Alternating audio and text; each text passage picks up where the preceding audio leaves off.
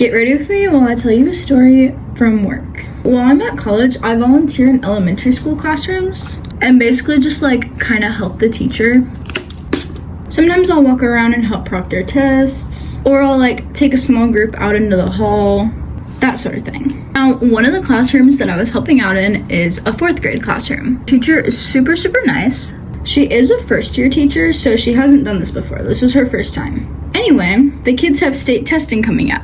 And obviously, as a first-year teacher, you want your kids to do well on the state tests. So the other day, she announced that she was going to start assigning homework. The homework was going to consist of review, and possibly most importantly to this whole story, it was optional. This district in particular does not allow students to be punished for not doing their homework, just in case there's a situation at home of some sort that prevents them from being able to do homework. Maybe their parents work and can't help them, etc. Now, as if that wasn't enough, the fact that it was optional, the teacher also said if you do your homework, every sheet you turn in, you'll get a dojo point. Not only that, but she also said if you do your homework for the entire week, you'll get, I'm not going to say what it's called because it kind of reveals the name of the school, but they have these like school-wide dollars that they can use to get prizes. And she said if they turned it in for a whole week, they would get one of those dollars. Now, that seems like a lot, right? If I do my homework for a whole week, I get 5 dojo points and I get a school-wide dollar?